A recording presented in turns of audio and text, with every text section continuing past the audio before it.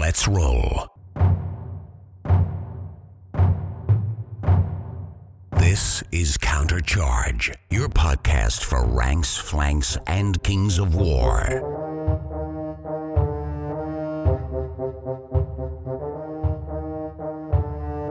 Join your hosts as they delve into the world of Panithor and bring you worldwide coverage of all things Kings of War. Welcome to Countercharge. I'm Sean Troy. And I'm Rough Enough. Sean, this is a long time in the making. You know, you're not a social media guy, so I had to go through some handlers. I think I had to find like a Russian agent to get the connection to you. So we're really excited to finally have you on for List Builder, because this is, I think there's a lot of people clamoring to hear you share your tips. Well, I appreciate that, and I'm sorry you did have to jump through so many hoops. And yes, handler is the best way to put it. Jason Burr handles me fairly often, so it's good. It's good we got this all set up, and I appreciate you taking the time tracking me down.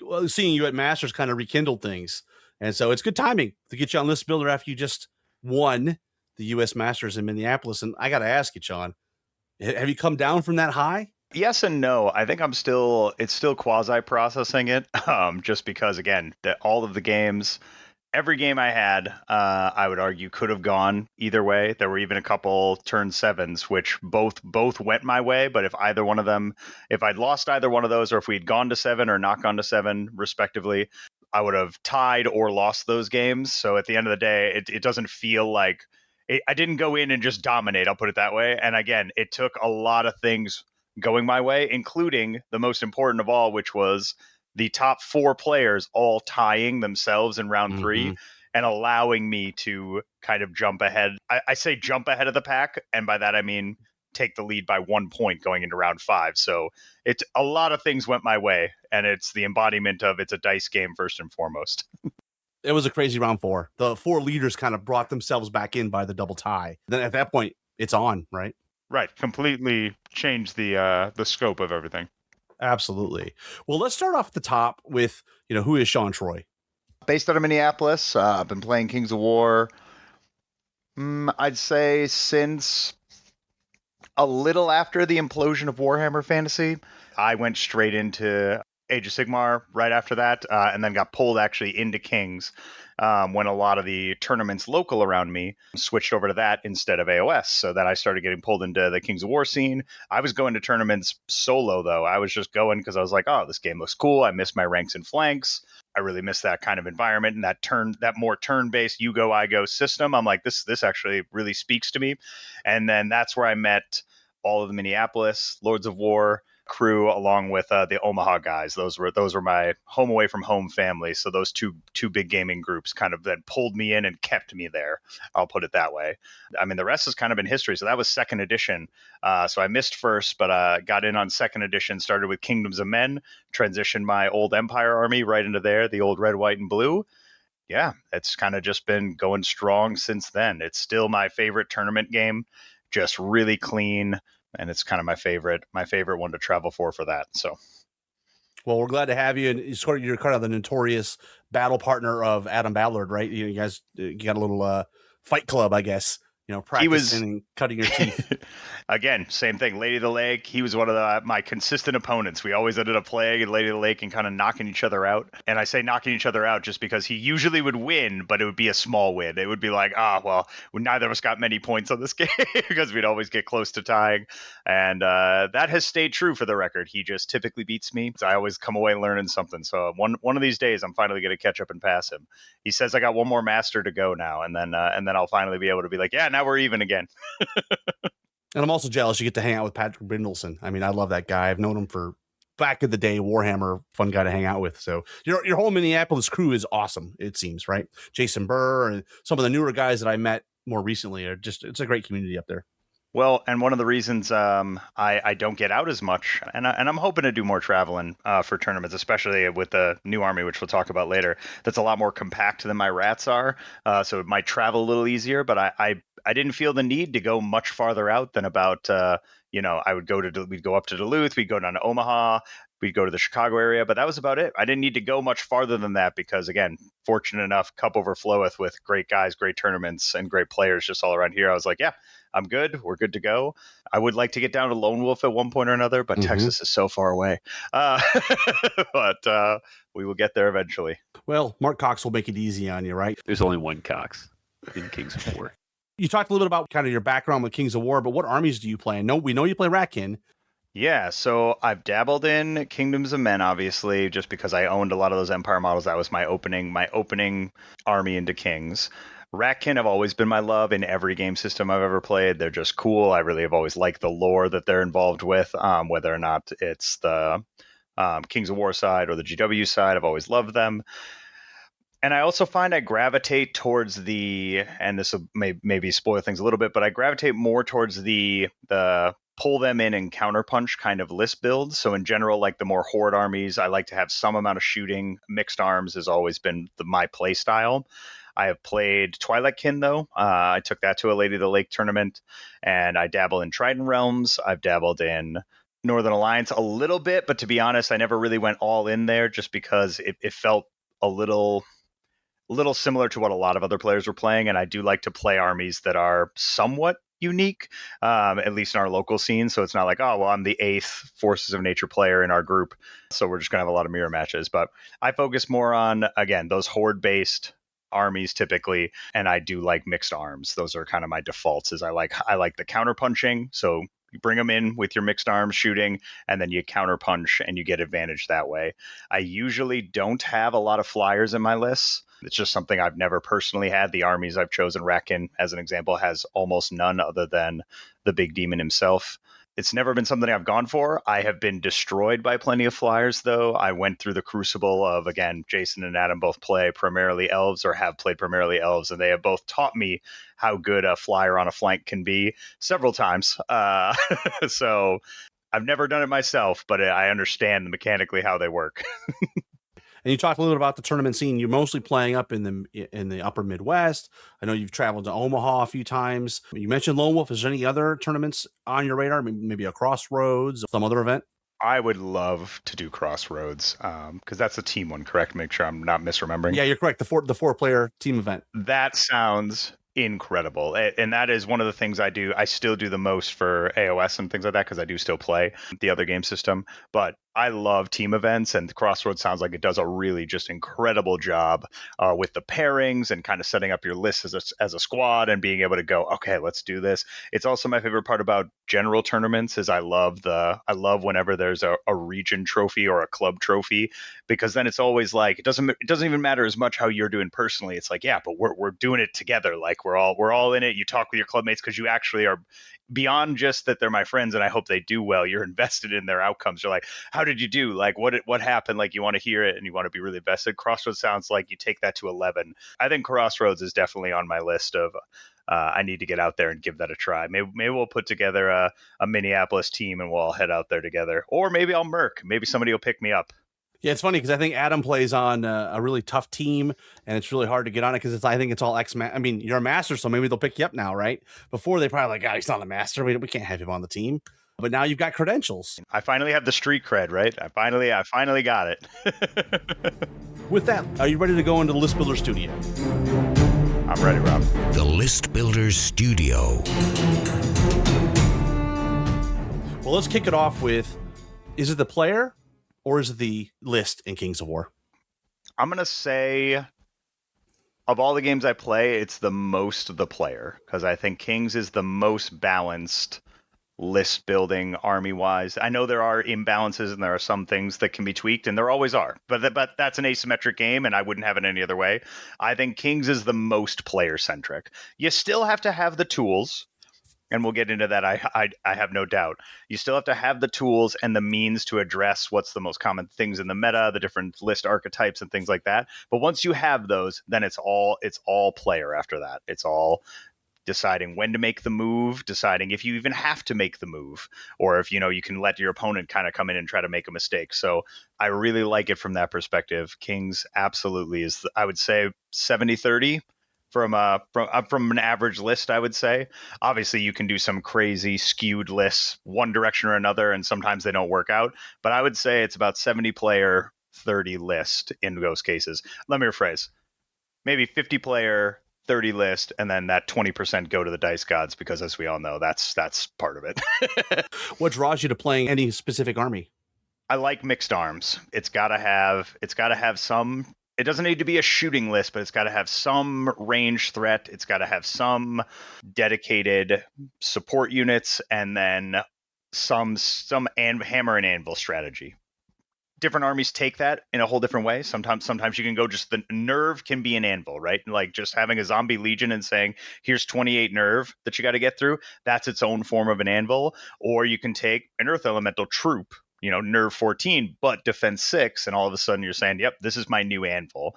Hammer, same thing. Do you want a flying, threatening anvil that goes out and gets your opponent? Or sorry, hammer, it's not anvil. Goes out and gets your opponent with that? Or do you want something that's more like a shock troop horde with an item? Do you want a guardian brute horde? Do you want a new... I can't wait to see those new ogre hordes on the table, because I'm terrified of those. And that's about as much. That's like a hammer and an anvil all in one. So I can't wait to see those hit the field. But I think that hammer anvil strategy is always a tactic that I go with, and the list has to be able to build that in some capacity for me personally. I can't be all hammer. Alpha Strike, I've never played it well. I really need to have some give and take, some yin and yang. So it sounds like playstyle is an important part of army selection and how you build. Do you ever get on the fluff side or model selection and that kind of thing as an inspiration for a new project or a new army? So the closest, not typically with Kings of War, I'll be honest. Again, coming from a couple other game systems, it was never something that grabbed me. But this latest book I actually have started to look at and actually read into it, and I think it's getting better and better. And I really like, from a modeling perspective, halflings are my current labor of love. I got a starter box and everything, and I'm currently slowly putting them together. I've got some of them primed. Even though, to be honest, from a tournament perspective, I personally think they need a little bit of extra love, and I haven't found a list that I think can go the distance yet. But they are my current favorite model selection. I think some of those characters look amazing and have some of those characters have a lot of character. But I love that about them. So they're my favorites so far of just these are really cool. I also just have a lot of Veermen, just because obviously I came from Skaven. So I have a ton of that. And I'm looking forward to putting more of that on the table as I'm slowly cycling out. It is a slow process, but I am cycling out my alternative models for more and more Veermen as I pick them up. So, do you have any foundational concepts that you use in list building, regardless of the force you're playing? That's interesting. Any core concepts? I guess for each list, I'll do 3 different things. For each list, there's always a unit that I want to build around one way or another. There's always some unit that's drawn me in. Maybe it's shock troops, as is the case for my Wrekin. Maybe it's air elementals for forces of nature. But there's always a unit that I'm like, all right, we're going to kind of build, there's going to be this unit in the list, and we're going to build the list around it. There's always a starting unit. And then as far as just list building strategies in general, this varies depending on edition and current meta, but there's always a minimum drop count and a minimum unit strength that I want to hit. And typically I don't go above or below that, just because it's not worth it. You could probably exceed, but there's always a minimum. So I guess there's no maximum unit strength. There's no maximum drop count if you like the list, but there's always a minimum to be competitive, which is normally my drive as I'm trying to play a competitive list. I want to have a minimum amount of drops and a minimum amount of unit strength, just so that I can compete with the scenarios. And in terms of unit strength, do you take into account the durability of a unit? Because, if you got rally buffing you, you've got a high defense, that unit strength is going to survive a little longer. Does that play into how much unit strength you want on the table? 100%. Because some armies trade, and my list style and my play style is typically a trading list style. That give and that take, that pull and that push. So you're always looking at it from that perspective of, am I trading unit strength 1 units as my chaff, or am I trading unit strength 4 units as my chaff? Because then that's going to really dramatically shift how much unit strength you actually need. As an example, losing a Wretch Horde, points wise, you might be close between a Wretch Horde and a Critter Troop. But when you look at your starting unit strength, you go, but I just lost 4 unit strength versus losing 1 unit strength. And that really changes that late game objective grabbing when you're like, yeah, but I gave up 12 unit strength in the middle as opposed to giving up 3 unit strength in the middle. And all of a sudden now my Forces of Nature list just caught up 9 unit strength caught up if those are the trades that we're making. So 100% you need to take that into account. You know, the specific army, or whether it's elite or horde army, how does that impact the number of drops you're looking for? I think the number of drops is actually where the durability, as you referenced, comes more into effect. I think the number of drops is how durable are your drops. You can get away with 13 drops, which I would consider to be relatively low. You can even get away with 12 drops. I have an ogre list that's 12 drops, but I'm like, yeah, but 3 of them are ogre hordes, so we're good. Like, they're going nowhere. So I think that's where it factors in more than the unit strength is how durable is your army. And if your drops are going to be there and are going to stick around or be very hard to shift, you can get away with less. If you know that you're going to be picking up your units left and right, you're going to need more drops. It's part of the reason that goblins need so many drops to function, just because, yeah, but if somebody gets a nasty charge and hits 3 yielding units, boom, boom, boom, all of a sudden you're down 3 unit strength and 3 drops, and it's a big deal. So you got to factor that into your calculations on what the minimum is then. And in terms of units that you pick and their role, are you looking for units that have multiple roles in they can do this and this and this? Or are you that guy that I want that pure hammer, I want that pure anvil? Unfortunately, I wish there were more units that did multiple roles better. You've actually said this before on this channel. I think you get punished a little bit by having units that do multiple roles. So it's hard competitively to justify them. Nightmares for Ratkin are a great example. They just don't do enough in either phase, both shooting and combat. They're expensive for what they do bring to either phase, and you typically are not going to get much use out of them as a shooting platform. Or if you do get a bunch of use out of them, then you're like, well, I probably should have just charged at some point because they might have done better with the changes to shooting now and wavering and how you pick up units. So unfortunately, I think you get punished a little bit. So steering into a specific role typically pays better dividends than not. Few exceptions, but I think that's as a general rule when you're looking at lists as you go, I think I'm overpaying if something's doing both. And how do you consider the number of scoring or yielding units when you're building your list? Well, scoring is no longer as much of a problem in 4th. So that used to be a much bigger issue in 3rd that kind of is something now we don't have to think about when we're building lists, which is nice, actually. It really simplifies the game from that perspective, that everything scores, basically. Everything's got a unit strength of 1, and you can kind of just go forward from there. I do think you need to be careful with how many yielding units you have, or you just need to make sure that you have a plan for them. There's nothing wrong with several yielding units. I have a Twilight Kin list with 3 Summoner Crones, all yielding. You just have to protect them then. You have to be aware that there's this weakness there that people could exploit if you let them. And that goes into then your deployment and your planning and just your list building in general of, all right, I know these are going to be there, but they can't be out in front because they're yielding. We need to keep them safe. You need to have them tucked into your in between regiments so the flyers can't get at them. You need to have them hidden away so that certain things can't see them to get to them if other individuals are sharking around hunting for them. So you just have to be really careful with yielding units. But I think that there's still room in the game if it serves enough of a purpose. And usually these are support units anyway.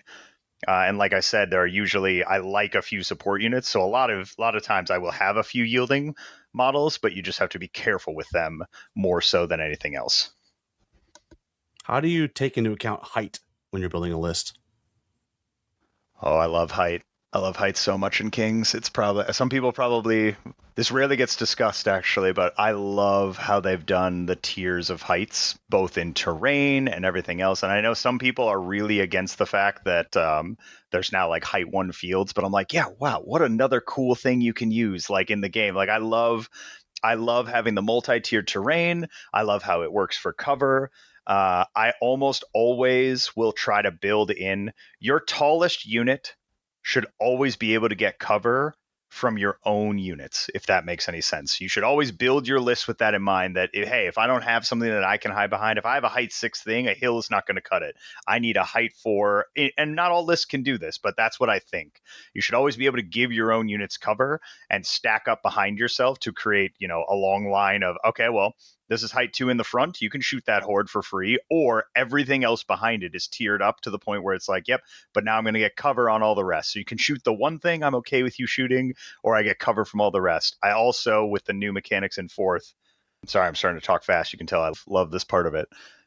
I love the new charging mechanics in 4th. They do take a little getting used to, I'll be honest, but tiering now is even easier than it's ever been. Back in the day, you would have to have flyers. Adam Ballard took his Night Stalkers to Masters and won with Scarecrows and are they Soul Flares? And that was his whole list, was that. And he had a Leaper unit, I think, in between as well. So he was just jumping all over the place. But he required Leaper and he required Flyer to do that. Now anybody can do it as long as you have the right heights spread out where you can say, yep, I'm going to multi-charge here. I'm going to withdraw that chaff unit in front and double charge you with these 2 new units that have different heights that can see over each other.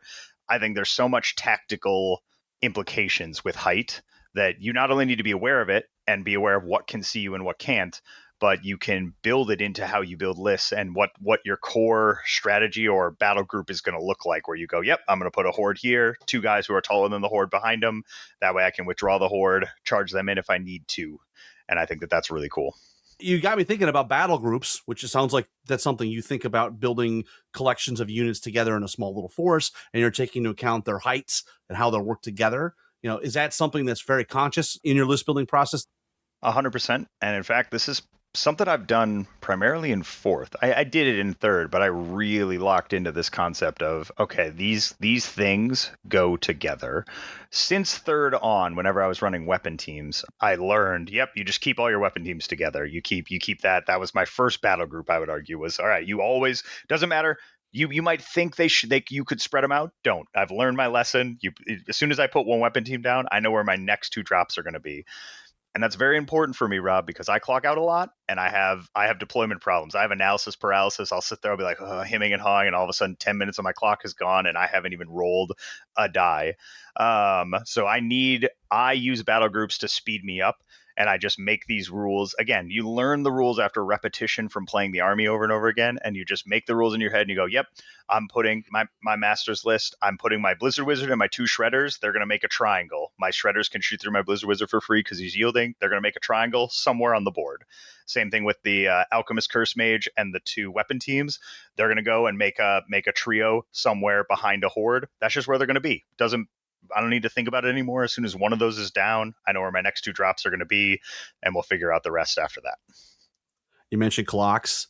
I'm curious, does it impact your list building anyway? Like, you would not take a unit because of the implications to a clock? No, it doesn't. It should, because again, I do have clock problems. But I think you can always just improve your play and you can always tighten up.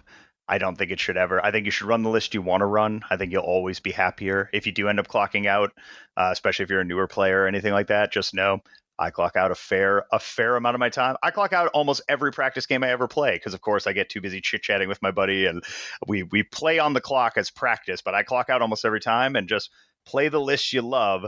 And if you do have clock problems, then just I don't want to say like learn to play it better is the only solution, but just learn to play it faster. Become more confident with your decisions is the point. Like use those little tricks to deploy faster. Just decide, I know what I'm going to be doing. Think about what you're going to be doing while your opponent's going. As soon as you see them move on the left flank and then they go to the right flank, you can now look at the left flank and say, okay, they moved up, so I know I'm going to do this to counter, and you can kind of you'll improve incrementally over time. And that would be my recommendation. Don't make model or list choices based on the fact that you're worried about the clock. Build the list you want, play it a bunch, and the clock will kind of naturally, I think, happen. How do you incorporate inspiring into your list? Do you have any rules that you use? I need this many sources of inspiring per 500 points or anything like that? I would say it's not a hard rule at all, but I would say you need to cover, 36 inches of inspiring is, I guess, my like soft rule. So that's 2 very inspiring sources, because that's what I took to Masters, or you need 3 regular sources of inspiring. You need to, that's my like minimum. You would need a strong reason as to why you're not taking that. You would have to come up with something to say, yeah, I don't need that because, or I'm sacrificing that level of inspiring in order to fit in X. You would need a strong reason as to why, and I think trying to, in general, cover 36 inches of inspiring is a pretty good rule. How do you account for chaff in this building? Well, we're going to go down this rabbit hole. That depends. Are we talking throwaway chaff or are we talking thick chaff? I love thick chaff. I think thick chaff is the way I personally prefer to play, given a choice. Obviously, who wouldn't like thick chaff versus thin chaff? I guess that's silly. But I don't like as many units. Typically, I don't take units that I know are just going to die to the first thing that looks at them. Typically, I don't.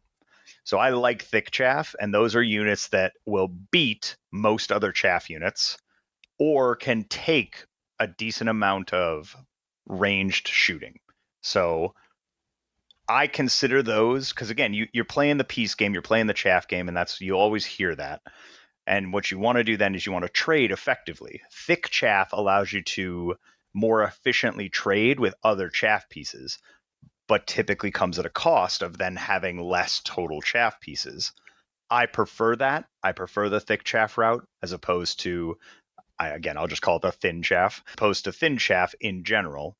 That's what I think of. So, and you always want to have at least a chaff per, and we'll go back to battle group, like a chaff piece per hammer or even an anvil that you don't want to get double charged. So you need at least one chaff per battle group is what I guess I would say, just to try to protect you and screen you from getting that double charge. Now you can't get triple charge anymore, so there are some things that don't need chaff as protection, but you'll know that going in. You'll look at a unit like a Kingdoms of Men has the mercenary unit that you can upgrade to be like phalanx and snaring defense 5.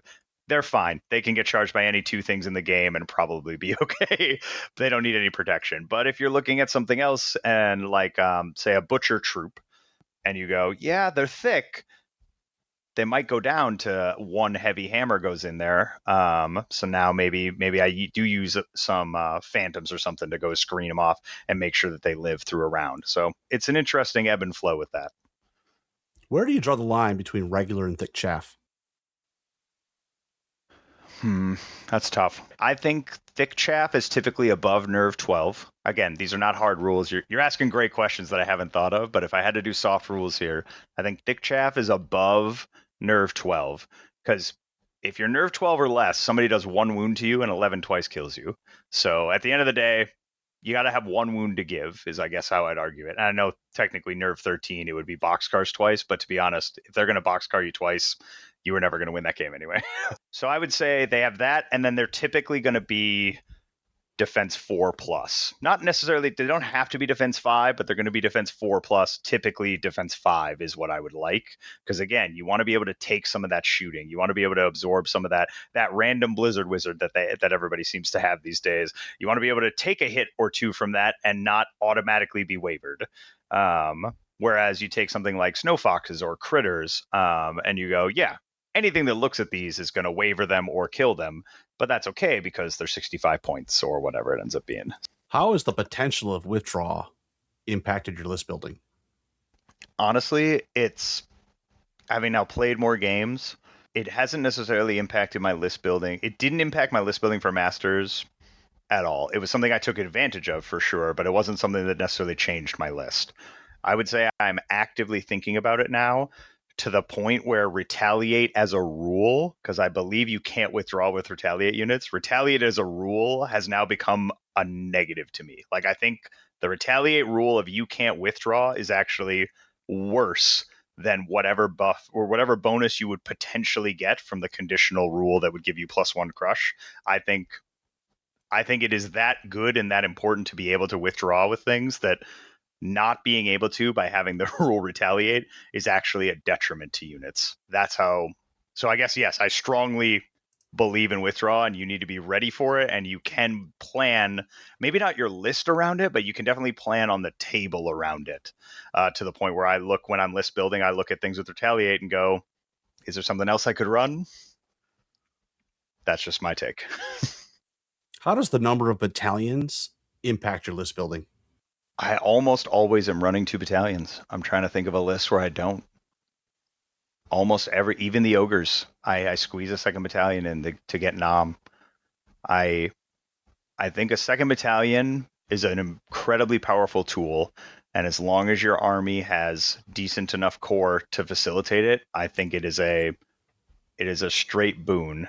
I'm not advocating for single battalion tournaments or not, but I am saying that it strongly impacts the list building process. When we go through my Lady of the Lake list here at the end of the show, I had been doing several different iterations of it and ended up losing a drop specifically to get a second warlord in there because of how impactful the commands can be. Because squeezing in that second warlord to get a free, air quotes, a free banner of command, basically an additional dice on all of those commands you're going to issue, coupled with the power of some of these warlords, I think it's a very strong tool that most armies should look at taking advantage of when you're list building, and decide if it's worth it for you, but you should definitely be looking as long as you have the core to back it up, because obviously you'd have to have a total of 6 core units at that point. But I think it's well worth it, and it's a strongly every list I'm looking through my phone right now. Every list I have is 2 battalions, so yes, I would say it impacts my list building greatly. In terms of army construction, are you someone that starts with the core and builds up? Or do you start at the end and go, I need these support and these special units, and back your way into core? Definitely the latter. I back my way into core. I will take a look at the core to kind of see what my options in general are, but I am building my core typically in order to hit the unlocks that are required. Because I typically, when I start the building process, especially here in 4th, I say, all right, how far can I take a particular idea? If I want to take 4 commandants as an example, I go, well, I'm going to need 2 battalions, and I'm going to need at least 6 core, and then either 2 core or specialists on top of that in order to fit the 4 commandants. And then I would work backwards from there. So it would be 100% going with the specialists are a lot easier to unlock, but yeah, it would definitely be the support pieces or the characters.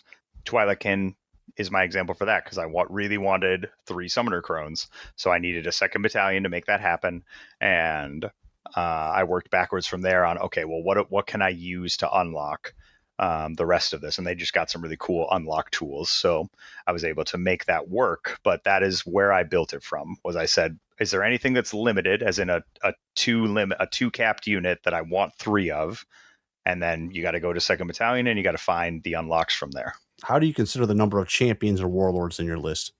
Depends how good your commands are. Ultimately, not all commands are created equal, and I know that's not a unique take. Again, I'm just, maybe this isn't good radio, but I'm keep pulling from my lists. I have 3 summoner crones, and those are all I have no warlords in my Twi'lek list because I think their commands are not that they're terrible, but they're just not critical to how the army functions. So I'm fine having a total of 6 command dice to roll in a turn, as opposed to my Ratkin list, which came in with 11, because I had 2 warlords, a banner of command warlock, and an additional warlock. And that was one of the things that I started with Ratkin, is I said, I juggled things around to get 4 characters in that list, because it was so important to get those commands off and to have the ability to use those. You needed 4 characters, so you needed 2 battalions, 2 warlords, and you needed 4 total characters, so you needed 8 unlock from core and specialists in a combination. And that's kind of how I look at the champions and the warlords, is what do they bring? Because everything got so much more expensive, and rightfully so. I actually think that the points between warlords and champions is actually probably appropriate in a lot of cases. They need to bring something because they are that expensive. They're typically 1 unit strength if they're champions, and they're going to be 2 unit strength if they're warlords. Warlords are a little easier to get away with because, again, they're usually very powerful and they're 2 unit strength. But again, a champion needs to be doing something for you, because they're typically going to break 100. If they're not just a flag waver, just an inspiring source, they're going to break 100 points in most armies very easily. And you have to be able to justify that, because that's comfortably a small regiment. That's easily a chaff piece. You're almost to a thick chaff piece at that point. So I think you got to really justify it, and you got to make sure that you want that. Maybe it's helping you hit that inspiring bubble we talked about. Maybe your commands are that good that you're like, nope, I need as many of these dice as I can every turn. Maybe it's a support piece like the Twi'lek with the being able to cast weakness, which I think is one of the best spells in the game. So, yeah, and with the increased number of characters, air quotes, that are now in support and they're not champions or warlords, how has that impacted the decision? They're fighting the opposite uphill battle. Tangle's a good example. I know there's a bigot. I think it's in orcs. Or not orcs. There's a bigot. It might be It's both. in ogres. It's an ogres, yep. So there's a bigot who inspires goblins. There's some really cool tools. There's the Pride of the Shire. I believe it still inspires. Don't quote me on that one. They're all very unique, and they were super potent in third. They're all now doing the opposite comparison, where it's okay. This dude has inspiring, but now am I overpaying for inspiring in the support role because they aren't going to give me any command dice? So now you're kind of doing the opposite of, do I want this? Because this would fill one of my inspiring bubble rules, but then it's, am I going to still end up having to take more inspiring just because all my characters, as you said, come with inspiring, or all my champions and warlords come with inspiring? So they're fighting they're going the opposite direction in the river of saying, oh, you need to be that good that you, even without the commands, you still want to take this as an inspiring source. Does that make sense? 100%. So it sounds like you actually start with the commands, and that might prescribe what characters you want. Is that fair, or is it the other way around, that you start with the characters and then just figure out the commands? I mean, I would say a lot of the armies have I don't want to call it a theme, but a lot of the armies have some kind of an essence to them, is I guess how I'll phrase it, where you look at it and you go, hey, this army is going to punch. You look at the ogre list and you just go, I know you could make a shooting list. I know a shooting list of ogres exists, but very few people are going to read the ogre list, the ogre army list, and say, oh, this is the shooting army. No, they're going to look at this and say, this is I am about, like, meat's back on the menu. Like, orcs are the same way, right? The meat's back on the menu. We're going in, we're fighting in melee, we're going to punch people. I know you can make shooting lists. Skulks, I know exist in orcs. I know they've got I think it's Ambrox. They've got the huge lightning tower that's escaping the Storm Shrine. You can make a shooting orc list, but that's typically not what the essence of the list is, and it's not what people are going to gravitate to first. So I think the first thing I look at is, what is the essence of the list? Reckon, do you want to run a bunch of hordes? Because this is the army for you. You're going to run a ton of hordes, and that's going to be the list. Then I think you look at the commands to see how the commands augment that strategy. As an example, if you were taking a primarily melee-focused army, and then the command was giving it some form of a shooting attack, you would have to weigh that up and say, is this command helping me do the plan? Or maybe is the command shoring up a weakness that I otherwise had? Because I think Fireball is an example for salamanders. I know Commandants is a thing at the moment. But the rest of the list, if you take out Commandants, is very melee focused. So now you look at the Fireball command and you go, yeah, Fireball's Fireball, but it gives you something to shoot back with, which I actually think is a really cool pivot for that army of saying, yes, you're very melee focused, but on the way in, you can give all these flamebound units Fireball so you can move up with your relatively slow army and not just be taking hits. You can dish some back out to try to force them to come in. So I look for the commands to do two things. I look for them to augment the strategy you already want to do, or I look at them to close up a weakness that you have. Those are the two things I want to see in a command. And if it does neither of those things, that's where you get the Twilightkin list, where I say Dread is great. Dread is an amazing rule. No arguments. Dread's an incredible rule. But it's situational. It doesn't stack. And the Twilightkin list kind of wants to, in the way that I build it, it kind of wants to dance for a little while. So you're not going to be in Dread range during the first couple of turns, more than likely. So then you're just not doing very much with your commands on turn one. And you don't always have to, but it's nice to have something to be able to do turn one. You shared with us at the top about you don't have a lot of flyers in your list. It's probably maybe specific to the type of list you play or the type of armies. But let's open it a little further. Let's just talk about speed. How do you account for speed in your list? There's two big things for me right now in the current meta, and this is going to be very meta-focused for when I'm looking at a list. Anything that is speed 5, I treat everything in the game right now as if it's one speed lower because of how prevalent Blizzard is, and that's just the reality. That's the reality we live in. So I look at everything and go, can this survive being one speed lower? That means anything that is speed 5 really is going to struggle to get charges off, to get across the table. It could be very rough. 6 is even borderline too slow, whereas in third, 6 was great, and 6 is still very good, especially in open terrain with the extra pivot. But as far as charging goes, it's very easy to potentially, there's a lot of things that are outside of Blizzard that are giving out that frostbite rule, or frozen rule. And if you go down to speed 5 with no wild charge, there's a lot of stuff that shoots 12. So there's a lot of units that can get multiple free, air quotes, free shots off on you before you're able to countercharge them. And you just need to be thinking about that.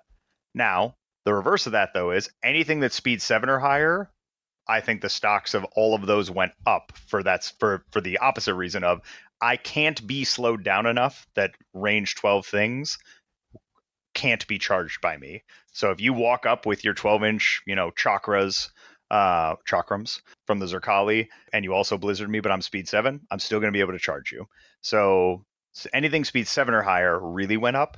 And I think speed 10 units they're probably the best they've been in recent memory because so few things kept speed 10. So many units dropped down to speed 9. Anything left that's still speed 10 that can win that dance of, oh, I'm going to posture with you, but I can move a couple inches closer and be threatening you, and you now either have to back up or, give up the charge on me, basically.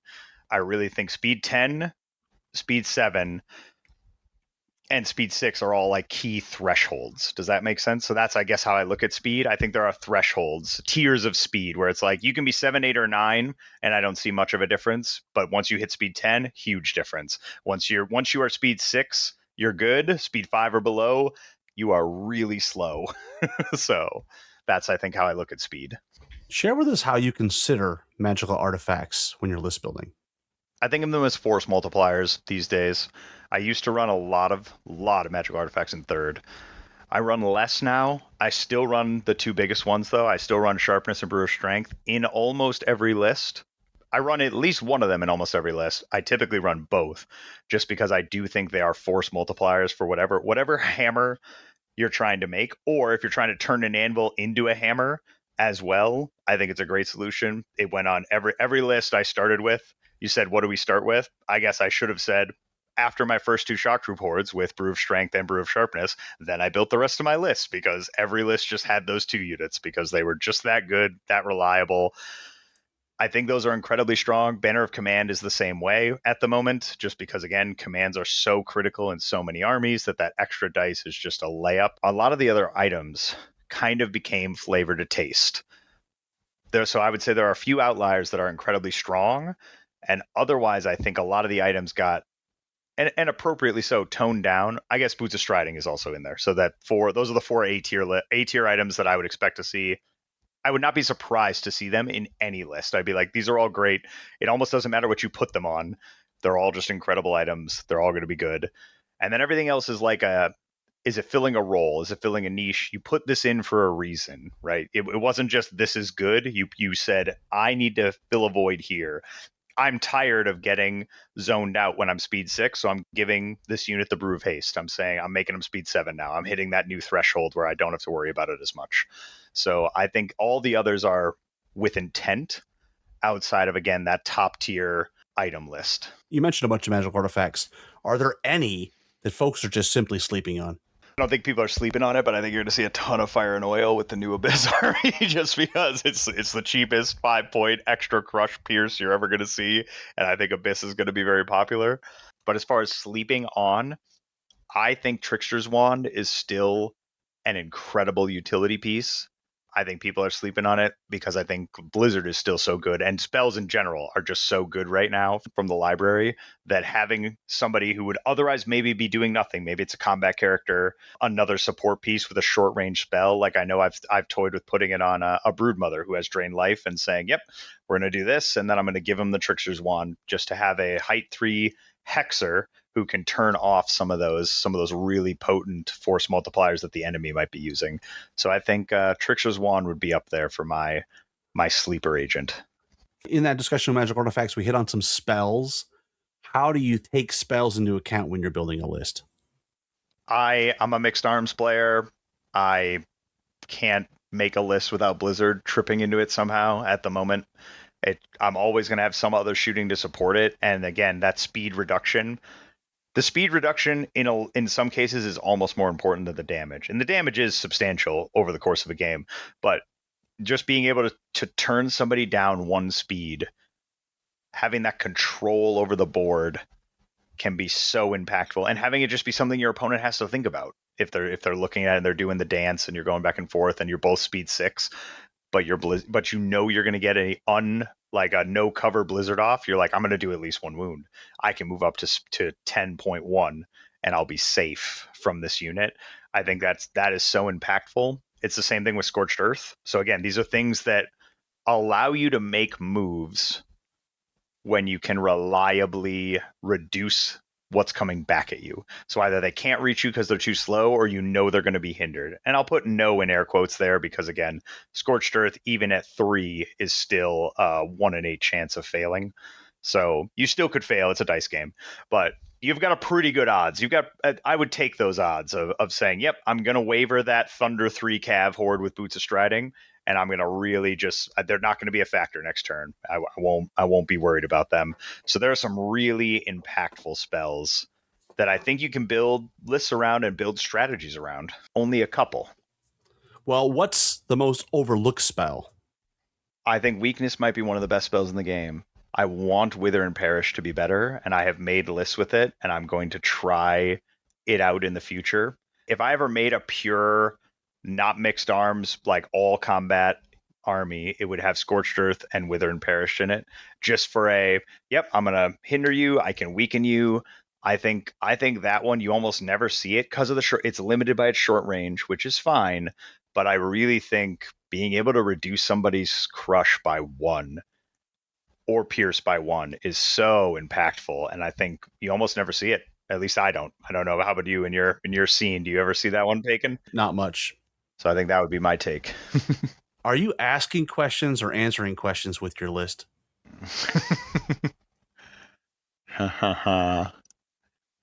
That's tough. I actually don't know if I'm going to be able to give you a satisfying answer there.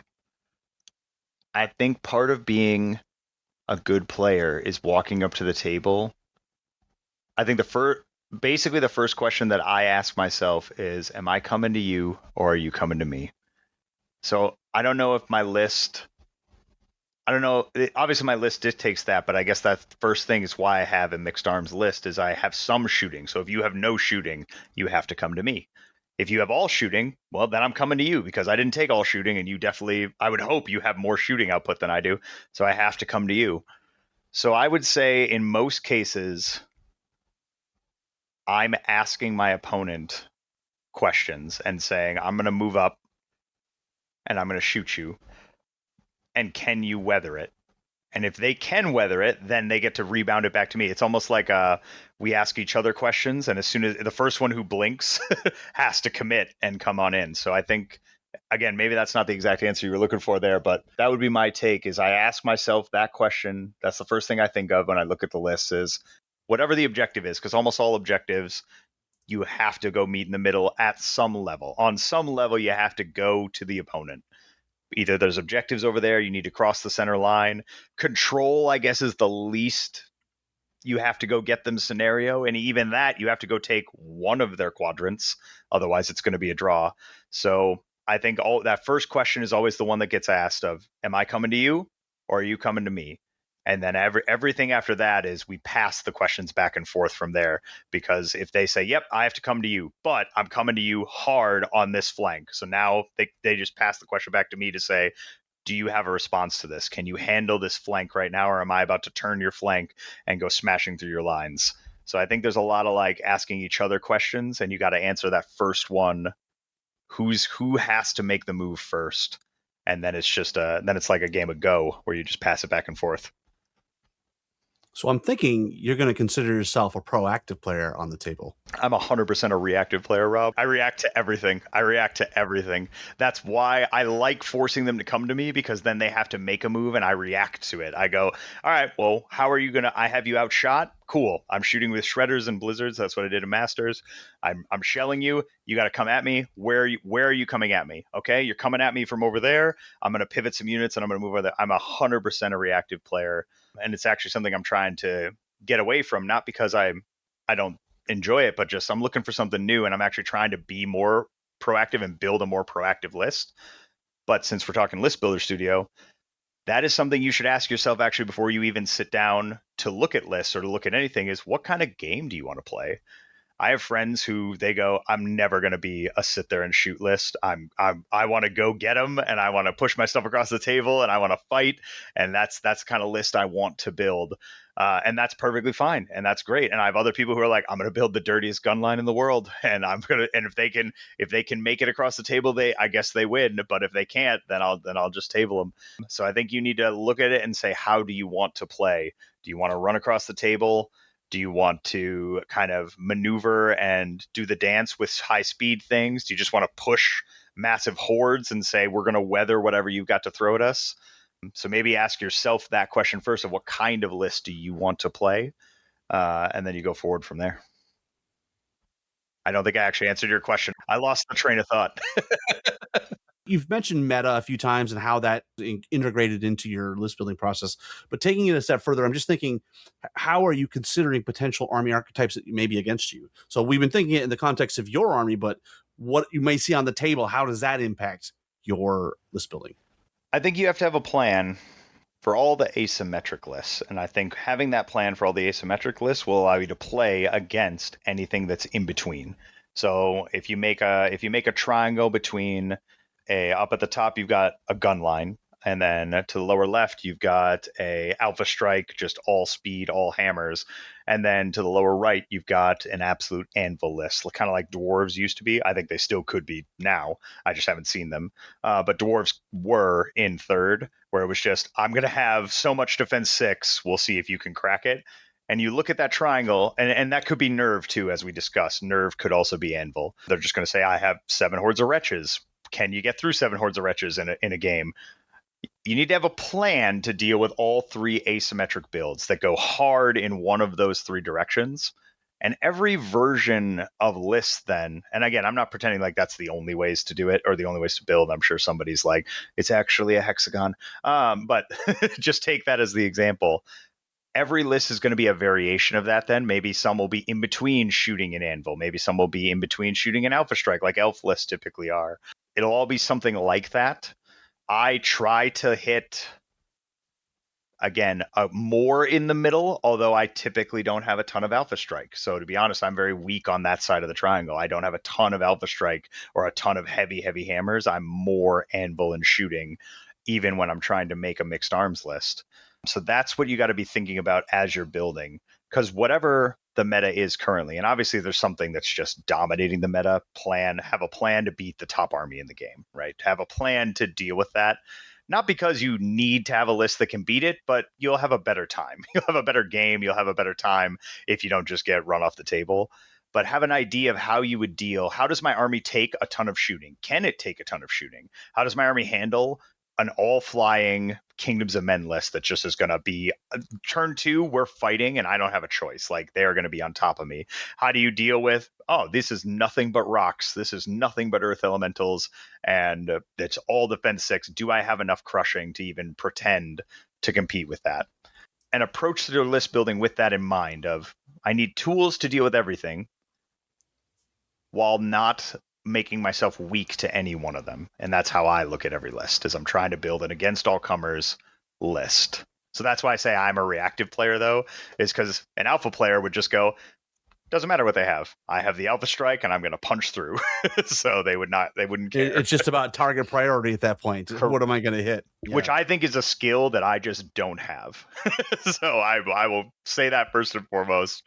And I think alpha strike players get a bad rap. I think they might be really good alpha strike players, might be the most patient players in the game, because knowing what turn to go in is so, because we've all been there where they go in one turn too early and then you're like, yeah, you gave me one turn too many to actually come in and counterattack and kill this army. But if you can be patient with that list, those are the players that really scare me when I'm like, it's turn 4 and we're not in combat and they have all speed 10. I'm like, I might be in trouble this game. Yeah, what you're talking about, the ones that are successful are the ones that are patient. So let's talk deployment. How do you consider deployment? Are you in terms of list building? Are you building a list and then already laying it out in your head, like where this army is, how this army is going to deploy? This block is going to go to the left and right. Yes, but not for the reasons you might think. Only, and I'm gonna lean on my Ratkin build and even my Kingdoms of Men builds because they were fairly horde heavy. You had to have an idea of where things were going, and more importantly, there were certain sides of certain maps where you just couldn't go because your horde couldn't fit through there, and all of a sudden you went up. There's an impassable off to that left side where a horde can't fit through. I guess we're not playing on that, sixth of the table. I'm just gonna have to give that up and do a denied flank, and that's my preferred playstyle, anyways, doing that kind of denied flank version of it. But you do need to think about that when you're playing with hordes, when you're playing with lots of stuff that's going to stack on top of each other. It's actually going to reduce the size of your army, like how far it's going to spread across the table. Because if you're going to go board edge to board edge with all of your units on the line, you can probably cover the whole table with most armies. But if you're going to stack 3 deep, like we were talking about with height, all of a sudden your frontage, your total frontage is going to shrink pretty dramatically. And this is where, again, those battle groups come into play of, I'm going to put these 4 units together on the other side of this building, and they're going to be self-sufficient over here. And so I don't have a plan of where they're always going to go because terrain is always changing, which is good. But again, those battle groups where you say, this is a self-sufficient group, there's a source of inspiring typically. There's a couple of units that are good chaff or anvils, and then there's the hammers that can help clear the stuff out on a key objective. Or maybe you've got a couple throwaway units that you want to bluff them and you want to put them off to that side to try to get them to overcommit over there.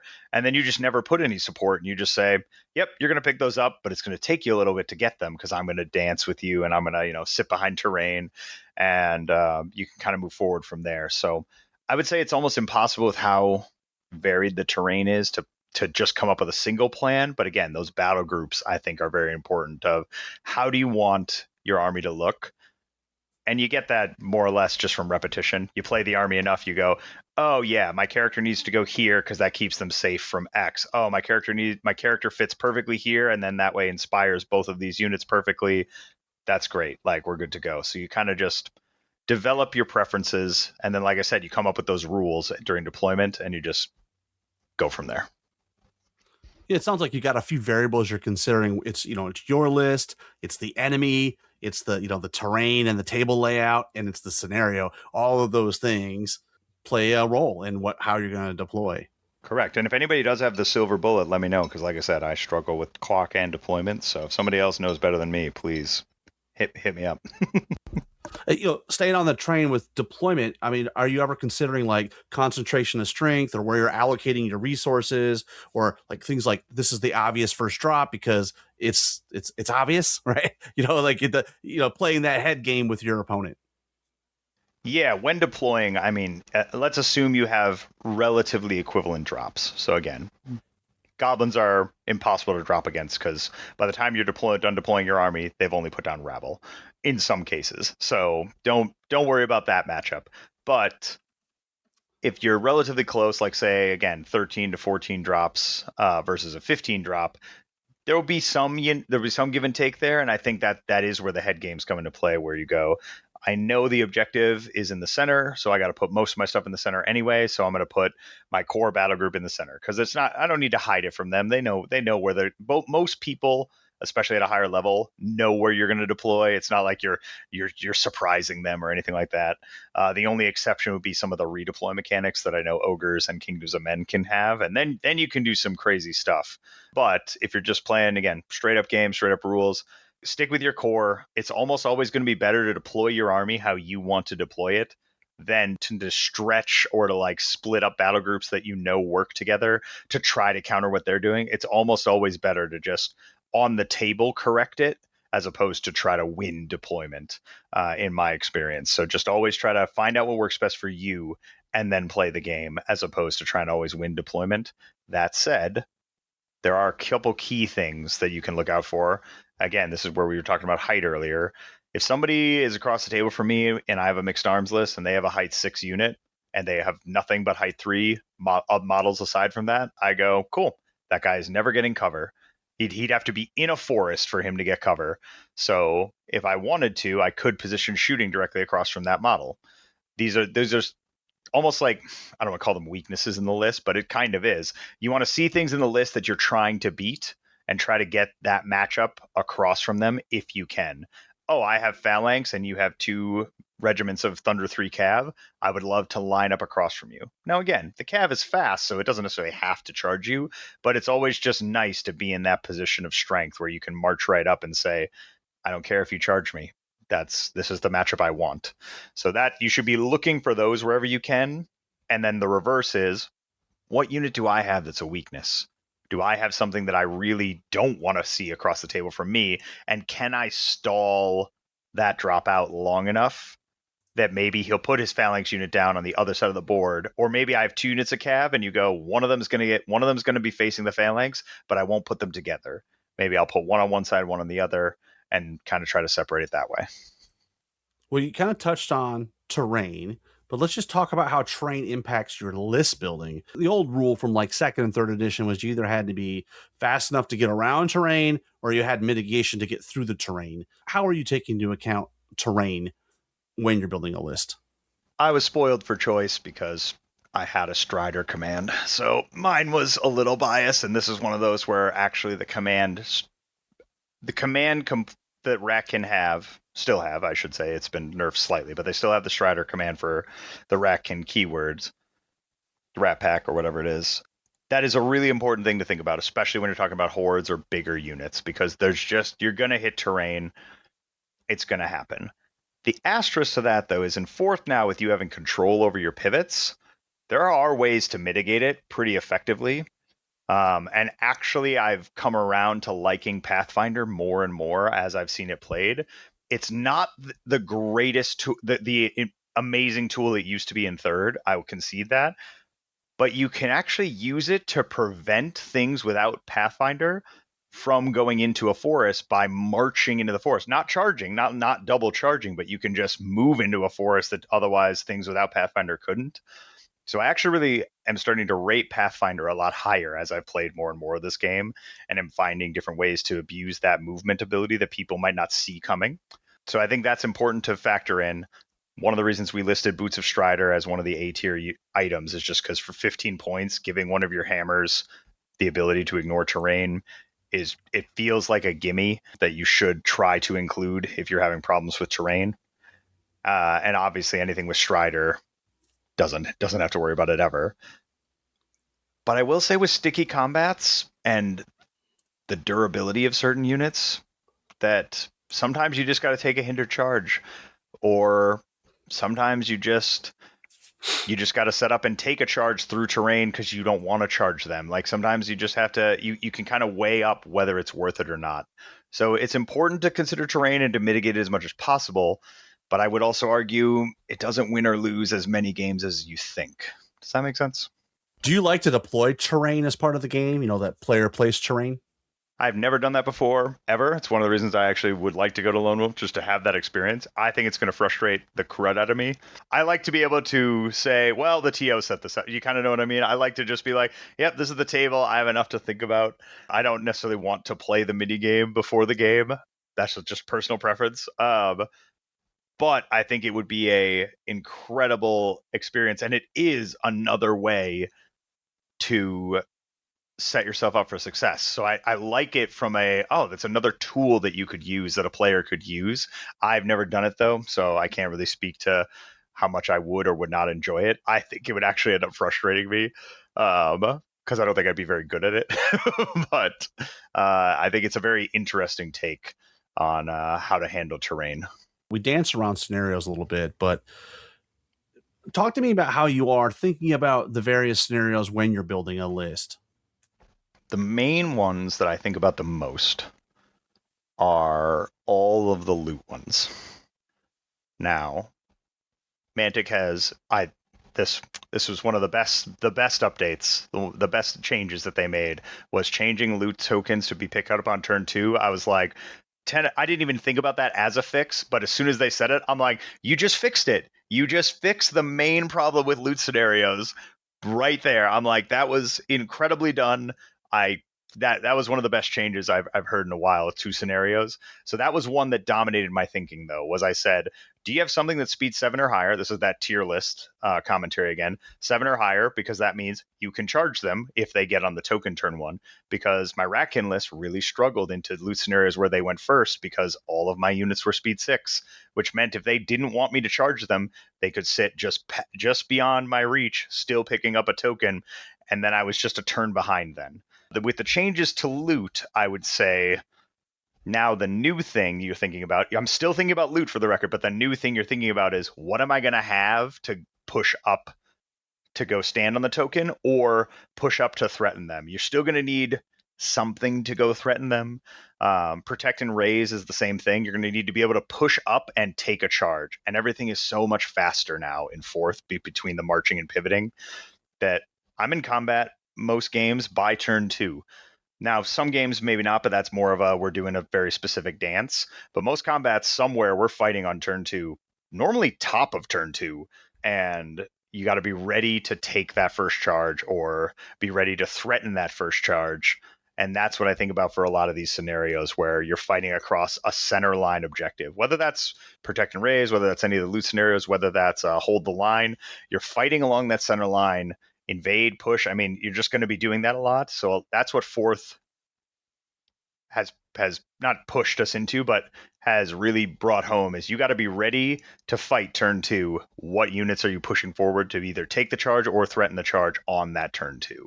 So that does dictate from a scenario perspective what we want to do there. Outside of, again, total unit strength you're trying to run, which, like I said, you're trying to hit that minimum and things like that so that you can still compete in scenarios like control and dominate, that are more static, I would say, than the rush across the middle table like push and invade and all of loot scenarios.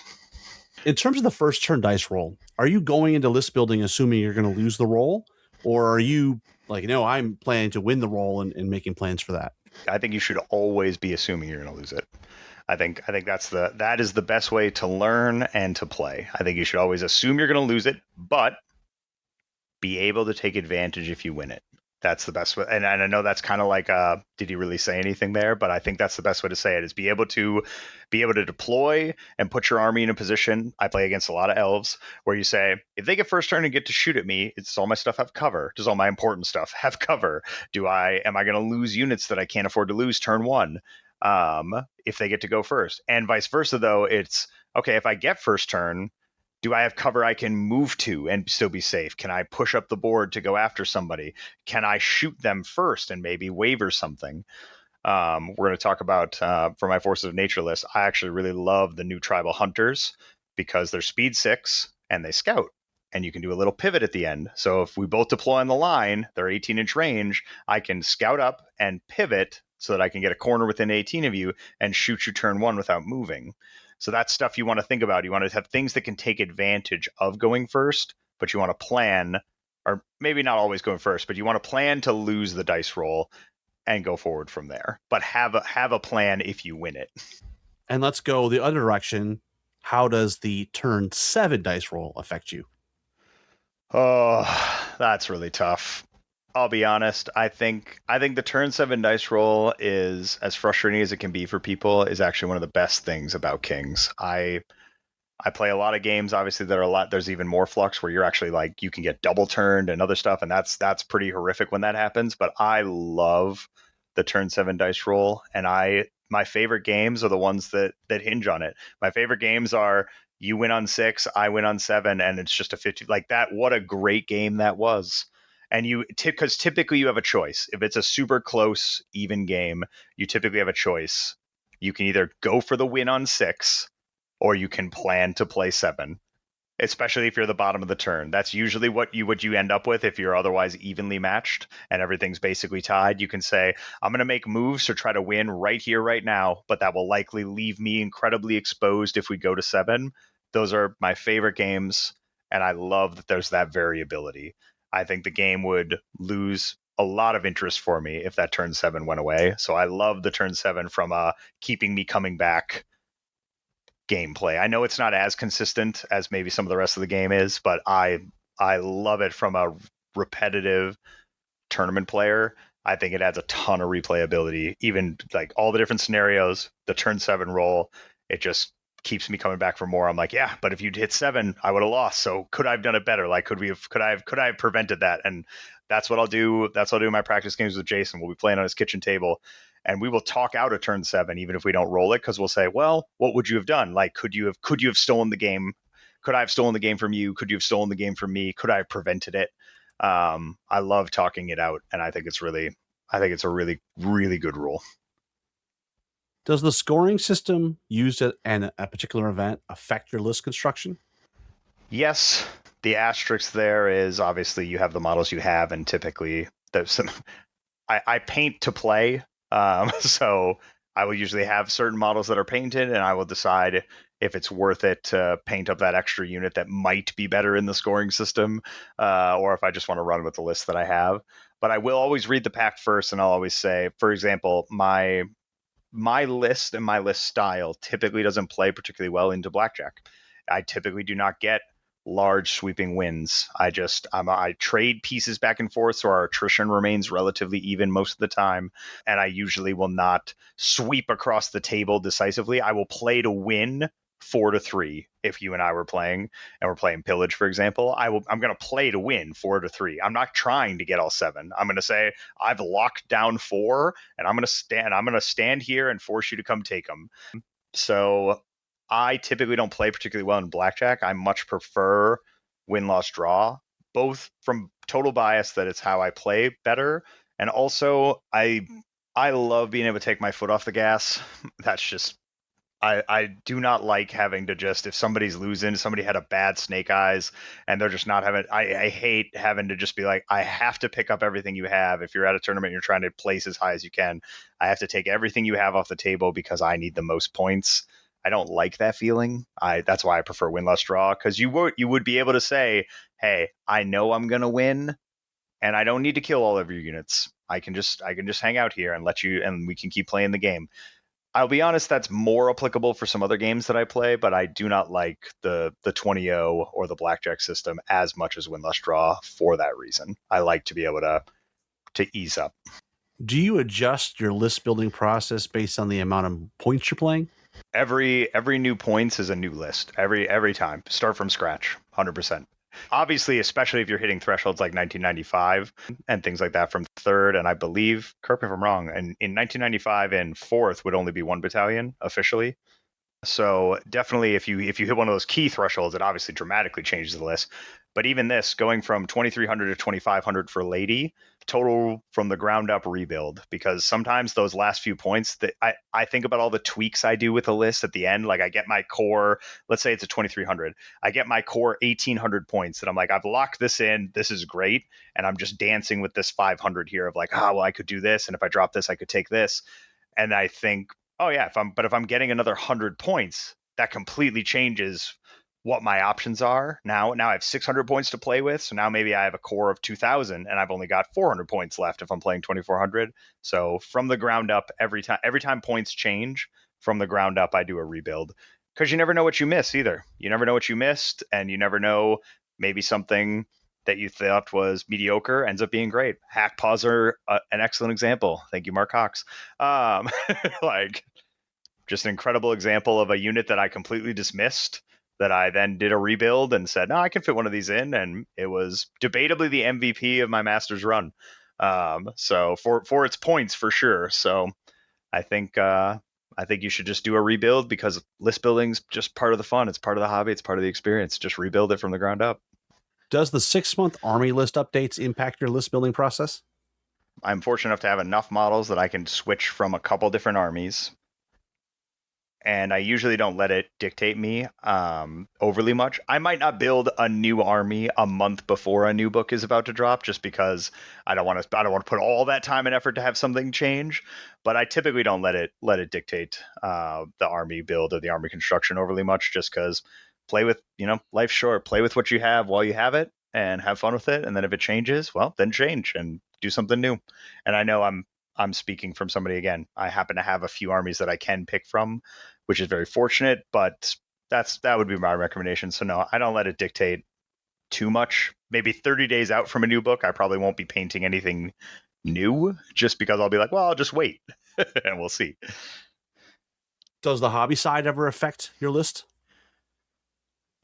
Yes, in the sense that there are so many talented. I contributed this to the community, and I hate and love all of you for this. There are so many great hobbyists and modelers out there that it's forced me to up my game in the sense of, yes, I need to have a cool models. I need to have well painted models, and again, for me, like decent enough for me painted models because I'm no hobbyist. But yeah, it has to be. I have to have cool models. They have to be painted beyond just tabletop legal. They have to be tabletop standard, and I know that's a subjective assessment anyway. But yeah, I would say it impacts me from that perspective. I paint to play, so I'll never paint an army that I don't intend to play. But that the army that I do play needs to be at a now minimum level, and I think the community has really raised the standard on that and continues to raise the standard on that. So I'm really actually grateful to them because it's just so cool to walk around the hall and see so many cool models and things. And they give me new ideas for what I want to try with mine. And I'm like, oh, where did you get that model? Oh, I'm going to look them up. And sometimes that can pull me back in when you have a completed army, finding like one or two new models that you're like, oh, I'm going to replace this older unit maybe with a new, this is where my Veermen come in. I'm going to replace this with a new unit that I just think is a cool model that I want to then paint and build. How do you integrate playtesting into list development? Typically, all my lists start as Theory Hammer. So all my lists start out on the app, and I just build them, and I kind of have a pretty good sense of what units do what. It's one of the great things about Kings is units are not homogenous, but a horde typically would do a horde thing. A heavy cav will typically do a heavy cav thing. You kind of have an idea of how a list is going to play after you've gotten enough reps in general. And then, so I'll Theory Hammer, I'll annoy all my friends by sending them 12 different lists with like one thing tweaked every time. They'll tell me to stop sending stuff or they'll block me. And then then typically I will, once I've found a list I like or that I think really has legs, I'm like, ooh, I've tweaked this, I've tuned this on the app. I'm like, yep, everything is lining up. You know how it feels when you just, everything slots it. You're like, oh, I wish I could fit this in. And then you just barely, it's like fitting a perfect piece into a keyhole or anything like that, where you're like, yep, everything locked into place here. I now have everything I was looking for. Maybe I made a couple concessions here or there, but the core is here. That's when I buckle down and I go. And then all of a sudden the reverse of, or not sending lists anymore. Now I'm blanketing everybody being like, yep, I'm ready for games. And I'm typically like a blitz gamer. I'll try to get I'll be like, yep, I want to get multiple games in during a week and I'll do all that stuff. And then I'll take a break because then I'll like go back to hobbying or back to list building or stuff like that. But I'll blitz game it. I'll be like, did it work? Did the Theory Hammer hold water? And then if it did, then I'll just keep going with that. I'll start hobbying. I'll start doing whatever I need to do to get ready for the next tournament. And if it didn't, then it's back to the drawing board. Then I'm like, okay, what do I need to tweak? What do I need to drop? What wasn't working? And then we repeat the cycle. And I'm assuming Universal Battle is in your tool belt. It is in my tool belt, and I really like it. I especially love it for like late night games. It's just an incredible. I love being able to play people that aren't just the Minneapolis guys, just because it's always nice to play, and we have such a great community to reach out to. But it's mainly also, I like to play at like 8:30 at night and stores are closed, and it's nice to be like, yeah, I got to have dinner with my family and do all of that, and now I can also squeeze in a Kings of War game. So I love UB from that perspective, especially for testing lists, especially if it's a big jump model wise from what you currently have. It's incredible the tool to just be able to go, is this even worth investigating? Is this worth me looking up models that I want to buy or print or bum off friends, whatever the case may be? Or is it something that, yeah, it sounds good on paper, but when I actually put it on the table, I went, oh no, that doesn't work at all. So it's an excellent tool to try out new things. All right, so put your thinking cap on. Mm-hmm. What is the most overlooked thing that impacts successful list building? I don't think it has to do with list building, if I'm going to be honest. I think lists, like I said, I think most people make competitive, we'll call them competitive enough lists. Obviously, there are certain lists that are tuned to they've taken it to 11. These are clearly like dialed in. They've gotten, dozens of reps with it. They know this list. I think we go back to that patience of you can play almost any list. You need to know the matchups. And there are certain lists that just won't beat other lists. That is an objective truth. Certain lists, there are bad matchups. If you're an all cav list and you verse all phalanx, I'm sorry, it's probably not going to work out for you. I don't know if any amount of skill can get you over certain hurdles. But if you've gone in with that mentality of I have a plan to deal with those 3 corners we talked about, and then it just becomes down to, okay, are you patient enough, and do you know the matchups you want? As in, my unit charges here. The amount of times that I've played people that they've charged something, I mentally did the math and went, there's no way you should break this, or at least there's no realistic way you should ever break this. They bounce or get stuck in this case, and then I countercharge, and they're like, oh, I thought I might get you there, or like I was just hoping to get you there. It's that you got to have that patience, and you gotta at the end of the day, it is a little bit of a numbers game. You got to know the math on, am I actually going to break this unit? If I only have 12 attacks and I'm fighting a 25 nerve unit, I'm obviously not going to break it. So you need to have a plan in mind. And I'm not saying you can't charge it, but you need to protect then that unit from then getting counterflanked, or you need to have an idea of, okay, well, what am I sending in next? Because this is clearly not going to work and not be enough. So that's what you need to kind of, I think, build into your lists of, can I handle these certain things? Can I handle high nerve? Can I do these things? And then once you've had those thoughts and you've built a list that can handle those things, then it just comes down to execution. You just look at the matchups and you say, this unit has a good odds of going in here and doing what I need it to do. And sometimes what you need it to do is just, thank God for sticky combats. Sometimes what you needed to do is just charge. You don't even need it to kill him. You don't even need it to do wounds. You're like, I just know your horde is stuck there for 1 turn, and that's key because over here I'm winning, and I just need this horde to sit still for 1 more turn. What's the most important question that a new player should be asking themselves during list building? During list building. I mean, the first question, and I know we already kind of referenced it, is what kind of player you wanted to be and what kind of list, but that's the biggest thing is, are you going to enjoy putting this on the table? I have friends who, they don't care how competitive anything is. They have a really sweet model. They're like, this is a model. It's too big to be anything but a giant. I'm putting a giant in this list. I don't care if giants are good. Sean, don't turn your nose up at me and be like, don't run a giant. I know you're a hardcore guy. This dude looks awesome. I want to put him on the table. And I think that's the best. I think that's the best thing in the world, because I think you're going to have the Kings. All right. I had to slow down. Kings is great because it is one of the few games where if you have a super cool piece, they can't just kill it turn 1 usually. It's almost impossible. If you really wanted to protect your giant and you put it in a forest, there are very few things in the game that could kill your giant turn 1. There are other games where your big cool toy could just be dead turn 1 before you move it, and that's very sad. Kings isn't like that. You can protect the giant if you have something cool that you want to protect. And again, I'm just harping on the giant part of it. But if you have really cool cav models and you're like, yeah, I really want to run a cav unit, and this is like what the whole army's theme going to be around, I think run the units and models you want to run, and then everything else will kind of follow, because you're going to have fun playing with those models regardless. And then if you end up losing, you might go, who cares? I had a great time just running the models I wanted, even if it was suboptimal. Or you might go, okay, that was fun, but if I wanted to be a little more competitive, what can I add? And then you kind of just slowly add from there. So that would be what I would say as a new player, is run the things you want to run the things that brought you to the table. Because I can't imagine a new player is coming in without at least seeing a game of Kings. So you must have looked and gone, oh my God, that dragon looks like I'm running a dragon. Like, give me all the lists with a dragon, and I'm going to pick from one of those. Like, run what you want, because that's what's going to keep you coming back to the table. You came to Kings of War as a veteran wargamer of many games. List building is not a new concept for you, but I'm curious, as you've gone through your Kings of War journey, how has your list building process for Kings of War evolved over time? I would say it's gone from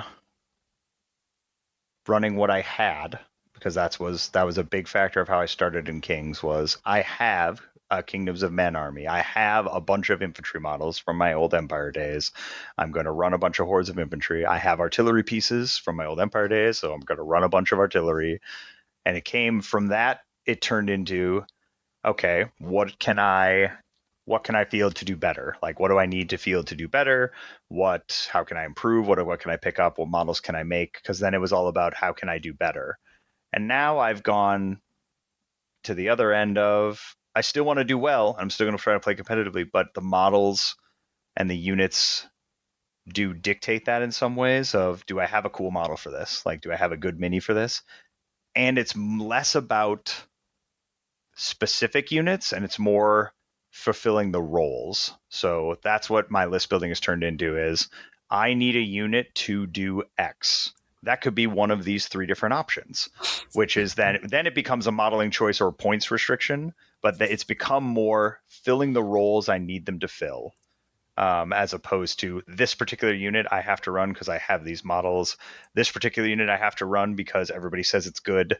Now it's, I can probably get away with just about any unit as long as it does this. As long as it is a thick chaff piece. As long as it is a hammer. As long as it is, because again, one of the more balanced games that I personally have ever competitively played. So as long as you have a unit that's fulfilling the role you need it to fulfill, I think you're good. We covered a lot of ground. Mm-hmm. Is there anything we missed that you have a hankering to share about list building? I guess my last point, if this will be from the competitive side, but if you ever have choices between multiple things or you're juggling that last 500 points, you got your 1800 points of core or of like you're at the core of your list, I should say. And you've got 500 points and you're like, this could be kind of whatever. I have unlocks, I don't need anything else. This is kind of flavor for taste. I will say, only from a competitive standpoint, pick the list you don't want to lose to and build to beat that. Because at the end of the day, if there's a list you just are like, this just kills me and I hate it, build to counter it. Because at least if you lose to anything else, it won't be as bad. That's all I got. Fantastic. Sean, what we're going to do now is we're going to transition into breaking down your list. So I'm not going to go through my master's list. People can look at it. It's all over, I assume, at this point.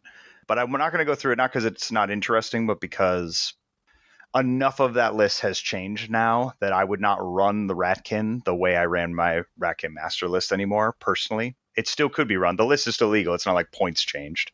But I wouldn't run it that way anymore, so I don't want to necessarily talk about it in that way. I think it runs like a horde army with a lot of mixed arm shooting, and it would still be something akin to that, but I have actually made Ratkin lists now that actually have no wretches in them, as an example, because they lost all the keywords for their commands. And I still think the army is so dictated by its commands that you kind of need them to all have the command keyword. So I don't know if anybody would get much out of that. So if that's okay with you, Rob. 100%. And if they want to hear more about your list, we did have you on post Game 6 and also after you won the Masters, and those episodes, in particular 859 of Countercharge, your list is in there in the notes. So if you want to go see that list, it's available. You bring up a good point. It's a different list now. So I'm excited. You've got something new that you're going to wreck face with.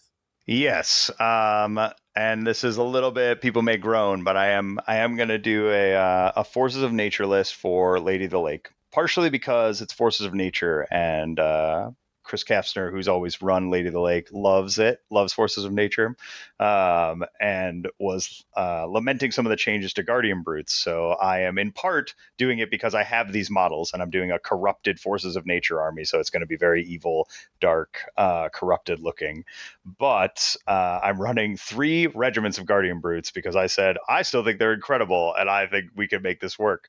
I'm also doing it because I was looking for something new, and I was looking at it even before Masters. I was ready to do something more proactive and less shooting. I still have some shooting because I think that it's important to play in every phase of the game, but it's less shooting and more combat and defense driven, because my Ratkin list was very high nerve, and this is going to be, I'm going to have some earth golems in there as my anvils, and things of that nature. So I went down the path of the Forces of Nature build. This is going to be a 2,500 point list, just so everybody's aware. So I will have some extras in here compared to what you might see traditionally at a 2300. And this list went through several iterations before I read it out. Would you prefer I read out the current list, or do you want me to talk about the evolution first, Rob? Both are on our list of topics. So whatever, if you want to start with the endpoint and tell us how you got there, or if you want to start at the beginning and show us, either way is completely fine and up to you, sir. That sounds good. Well, I'll do the list. I'll do the list as is, and then I'll kind of talk about the evolution then. So I'm running, it's going to be 2 battalions. First battalion is Avatar of the Green Lady. I think it's an incredible toolbox, and more importantly, now that she helps you unlock, because I think this is also a direction we're going in, a lot of the warlords and or just champions in general are helping players unlock new units into core, and I think that's a good trend, and also gives a lot of flavor to the armies and helps kind of define your army. You're like, yeah, I'm taking the herd warlord, it's unlocking herd stuff, or vice versa in this case of we're unlocking elementals. So Avatar Green Lady unlocks all elementals for core, which is important for me. I'm also running then in this first battalion a druid with Banner of Command and Surge 4 and Blizzard 4. Tribal Hunters is my first core choice here, and that is my only shooting in the list, but I think it is just enough. 12 shots at Pierce 1, 18-inch range, coupled with the Blizzard Wizard, I think is just enough shots to threaten something. On our WhatsApp chat, we actually talked about it. We said, what is the minimum amount of shooting you need to bring? And I said, you should be able to reliably, I actually responded and said, you should be able to reliably waiver a defense 5, 12 nerve unit.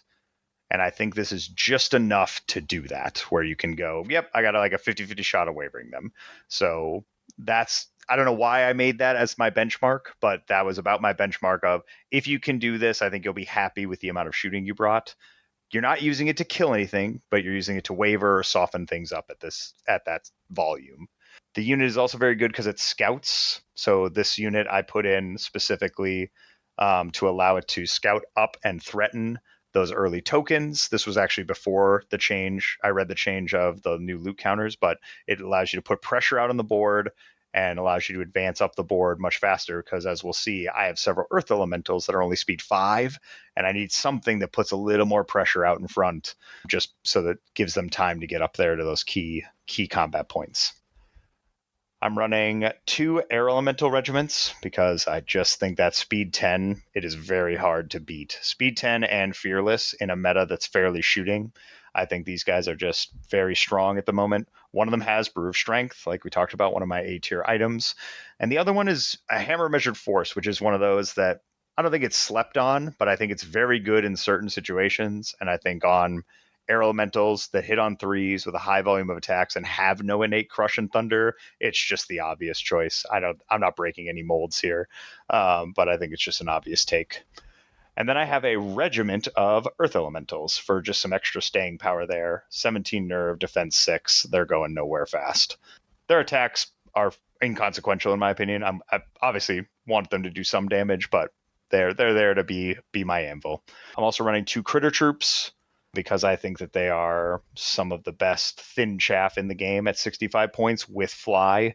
It's very hard to beat that. They also have that Pathfinder we talked about, and that is, I'm becoming more and more of a fan of being able to move quickly into terrain. 2 regiments of Guardian Brutes naked. They are efficient enough. I don't need to give them any items to make them more expensive because my opponents will also be targeting them. So don't give them any more points or any more reason to be targeted. Going to our second battalion, we've got our Gladewalker Druid. I gave him Barkskin and the Tome of Darkness because I literally was that close on all my points that I can't even afford to give him actual surge from his options. I had to cheap out, and for the 10 points less, sneak in Tome of Darkness there. Another troop of critters, and then 2 troops of Earth Elementals because the Gladewalker Druid also unlocks Earth Elementals and Water Elementals to be core. So this is my second Warlord. He also unlocks the Elementals that I'm kind of steering into. He gives Rally to those Elementals, so he's a support piece for them. And then I have my third Guardian Brute Regiment. It clocks me in at 15 drops and 24 unit strength. There's also a knight character for this. We won't go into it because there's a lot of rules for him.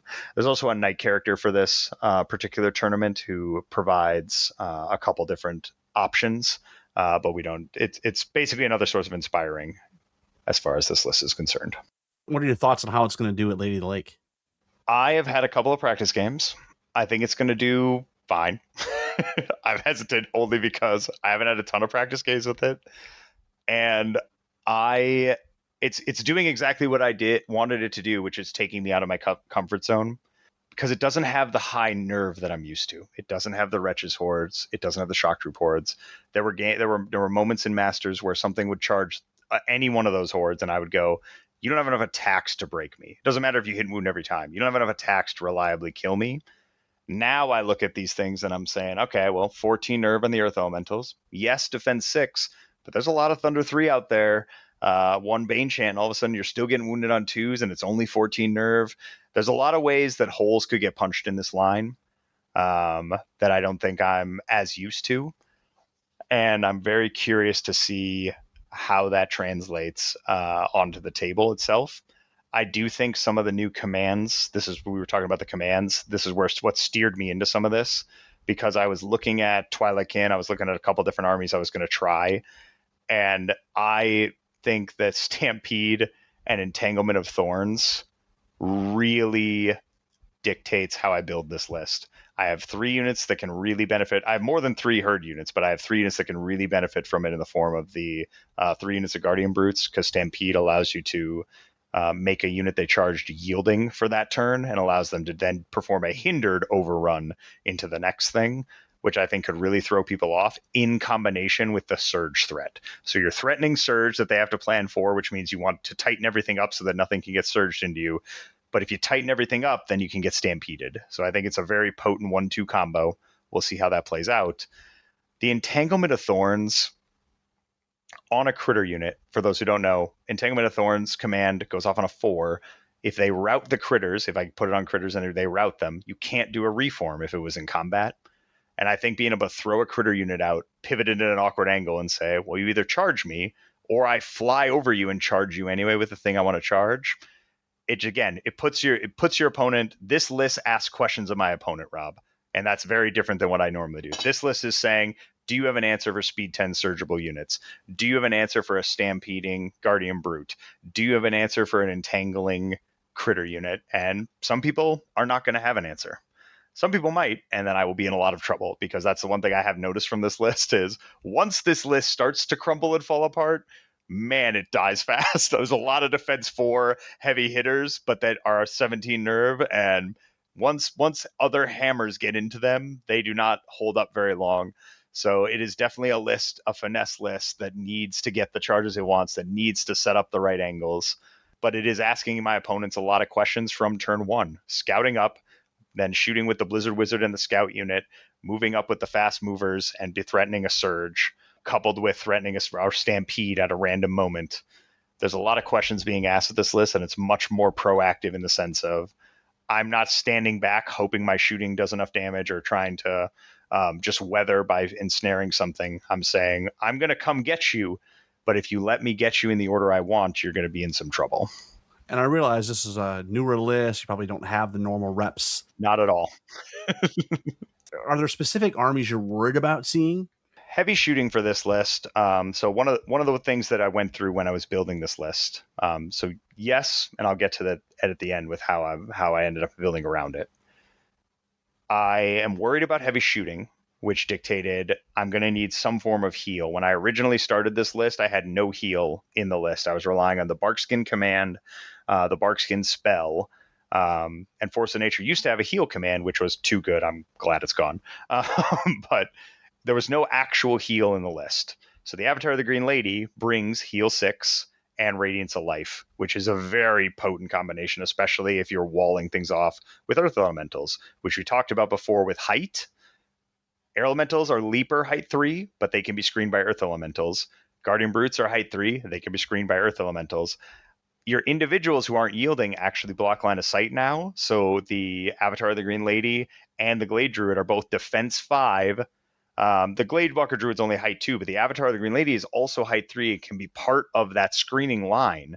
And she's nerve 15, defense 5 with her own Radiance of Life. So if they're wasting time shooting at her, she's an individual. I love it. I'm like, yeah, go ahead, shoot her or Earth Elementals. You have no good options. I'm giving you no good choices of what you want to shoot at.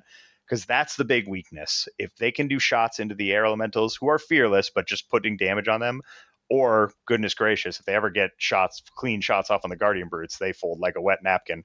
But so the whole list was built around, I'm running these hammers. How can I protect them? How can I shield them? And then how can I keep the shields alive? Because these are thick chaff. How can I keep the shields alive long enough to deliver the payload? So that's what the whole list is built around, is how can I deliver these 3 payloads? The air elementals kind of take care of themselves, being leaper and speed 10, so they will get something somewhere. But the Guardian Brutes, that's what the list is all about, is how can I deliver these Guardian Brutes into a good situation to do some damage and to hopefully pick up my opponent's key pieces while putting my opponent in bad spots between, again, the Stampede, the Entanglement, and the Surge. Because I'm just threatening a lot of movement shenanigans that my opponent needs to address. And I didn't used to have the Avatar of the Green Lady. I was running just heal 4 on a second Druid. But I realized this is one of those where the commands actually dictated my list. I wanted a third person who rolls 3 dice. Stampede goes off on a 5. Strider goes off on a 5. I wanted to have 3 people with 3 dice, and it was worth losing. I had a second Tribal Hunter troop. So the first one's a regiment. I had a Tribal Hunter troop for a little extra shooting because I was saying to myself, you're going to need a little bit more to really get that reliable waiver. But I said, nope, I'm going to lose a drop and give up that extra shooting presence for the extra command dice and the durability that the Avatar of the Green Lady gives me. So that was kind of how the list then evolved, where I looked at it and I said, what am I trying to stop? This is not working. This is not enough heal. This is not enough answer to the shooting, which is what I'm worried about with this list. I need to put in more, so I needed to shift things around. Let's talk scenarios. How do you think this army is going to do with, all the various scenarios you're going to see at Lady Lake? So again, 24 unit strength sounds fine, especially if you watch the Masters cast and everything for the US. But we got to remember, we're at 2,500 points now. So I would say, on average, you want a unit strength per 100 points. Again, all of these rules I've listed tonight are relatively soft. Some of them I'm literally making up on the spot, but they sound about right. So at this point, I'm 24 unit strength. So technically, I'm a little under where I would like to be, because I think per 100 points, you want to aim for about a unit strength per 100 points as your minimum, for the record. This is not like, oh yeah, you're good at 25. 25 would be my minimum, and technically I'm 1 under right now. So that would be what I would take, and I think I'm going to really struggle into some of those high horde, the orc armies. I think I'm terrified of orc armies who are running around with a bunch of hordes of orcs who want to fight me, are defense 5 in a lot of cases, and have a high unit strength then, because I don't have a lot of shooting in this list. So I'm going to have to go fight them. Whereas my Ratkin list had enough shooting that I could actually threaten them heavily where they had to come in, because if they sat at that 12-inch range, they were going to get pummeled. I don't have that here. 12 attacks with Pierce 1 and a Blizzard Wizard. It's not going to be enough to really force people in a scenario like Control, in a scenario like Dominate, to running at me. They could just weather the shots for 6 turns and go, yeah, but I started out with 36 unit strength. Yeah, you picked up 4, but I still win. So that's what I'm most worried about with this particular list, is obviously heavy shooting. Though I've done a lot with my list building to mitigate that and to give myself cover options, I'm really worried about the low unit strength right here. I think 24, I'm going to need to trade efficiently in most of my games in order to come out ahead. Now, was this army mainly built with stuff you already had? So actually, yes. So the Guardian Brutes moving to monster infantry regiments instead of large infantry regiments actually dictated a lot of this list, because I had Impaler models that I'd previously used for my Twilight Kin, with some alternate models there that I really liked and I think are really cool, but they were on the wrong bases for Guardian Brutes from the previous. But now that Guardian Brutes went up to 150, now all of them are already based. They're all ready. I'm like, cool, I have 3 of them. Perfect. That's where the 3 Guardian Brutes came. So that, modeling wise, dictated a lot of this particular list, where I said, what do I already have? What can I run? I'm running Vermintide, which I already had 3 of, which is why I have 3 critters. So I already had Vermintide for my Ratkin, and those work perfectly well, because again, it's just vermin running through the undergrowth. I'm like, perfect, we did it. So there's a lot in here that was already done. I had a few models that I did need to paint up and get ready. It's this coming weekend, by the way. A few models I needed to paint up and get ready, but otherwise I had most of these on hand, which really helped a lot. And I borrowed a few models that I didn't already have ready to go from a friend who was generous enough to let me rebase some of his stuff. So yes, 100% the modeling dictated a fair bit of this army, especially the core. I started with those Guardian Brutes. We talked about starting with the support, and I said I'm running at least 2. I ended up going up to 3, but I'm running at least 2 of these because that's what I'm building the army around. Do you have any future plans for additional hobby additions? Like I said, I really want hobbits. I've got a whole Shire plan. I really want to do it. I want to build just because I want that in my house. That would be my labor of love. I want it to be good enough to put on the table and not just get run over. I've not come up with a halfling list yet that I really can get behind. So I'm hoping they get a little bit of love. They don't need a lot. I don't need it to be broken. Just a little bit of love, and then I'll finish putting together the starter box that I already have, and I have an ambush set. Jason, I think, won it and just handed it to me and said, "You're doing halflings, right?" So I would love to get those onto the table. That would be just a lot of fun, and that would be my first all Mantic army. That's the other thing that I would really like to do. I'd really like to show up with an all Mantic list. Have you ever had a cool unit that wasn't good on the table and you're like, I'm going to put it in there because I painted this cool unit? The beautiful thing about Kings, no, absolutely. I've done that for Warhammer and for AOS. But for Kings, one of the best part is you can get away as long as the rule of cool applies and it's on the right base size, you can get away with a lot. So I will move cool models to new bases that I'm like, yeah, you're coming with anyway. Like, I'm just going to rebase you. You're just a cool model and I want to put you down. So I can't think of one that I specifically haven't put down because, again, I haven't had a giant. I haven't had a giant model that I'm like, oh, I have to field this, and the only thing it could be is a giant. I've had things that I'm like, ooh, this is a bit of a stretch, but I bet you people will be cool with it, and I've moved that to the right base size before and just done it that way. So, and usually get compliments on it. So the community's great from that perspective. Well, awesome. Thanks for sharing. We're in the last part of the show where we're going to hit you with 10 rapid fire questions. Just give us the first thing that pops in your head. Are you ready? Hang on, I'm pounding some water so I can be ready on the edge of my seat. All right, hit me, Rob. What's your favorite army? Ratkin. What's your least favorite scenario? Old Rays. What drives you creatively or competitively? Competitively, how an army does on the table. Creatively is I need a theme. A theme is always what gets me. When your opponent rolls snake eyes. Dude, that's rough. When you roll snake eyes. Dude, that's rough. I really do treat it equally. What is your favorite hobby material? Hobby material. Oh, I would say I have this, like, I don't know what it's called. It's like textured paint. I use it for my terrain on my bases, so it's like textured paint. What's your biggest gaming pet peeve? This is going to sound super callous, but like not being clean. Like, it's such a detail-oriented game. Mark your bases, use your lines. Oh, communicate. No, I lied. Communicate what you're doing and be okay with intent. That's the biggest thing. That if somebody's not okay with that or doesn't do that well, that's very annoying. If you had to replace miniature wargaming with another hobby, what would it be? Video gaming. What other miniature war game would you not want to play? I don't think I could go to 40K. If you had a romantic evening with Ronnie Renton, what would you whisper sweetly to him? I probably would say, I don't know. I'm gonna blank. I probably would choke just like this. Actually, that would probably be what would happen.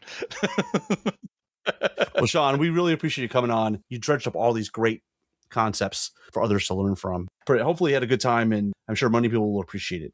Yeah, I've had a lovely time, and I just hope people enjoyed and learned something, and look forward to hopefully seeing some of you on the table. Well, with that, I think that's going to do us tonight, and until next time, keep countercharging. Thanks for listening, and we'll see you next time on Countercharge. Please let us know what you thought of the show by emailing us at counterchargepodcast@gmail.com, on Twitter @countercharge15, or by commenting on the Countercharge Kings of War podcast Facebook group. If you enjoy the show, you can help others find out about it by leaving positive reviews on iTunes. Until next time, keep countercharging. Music is a composition of Kevin MacLeod and is licensed under Creative Commons.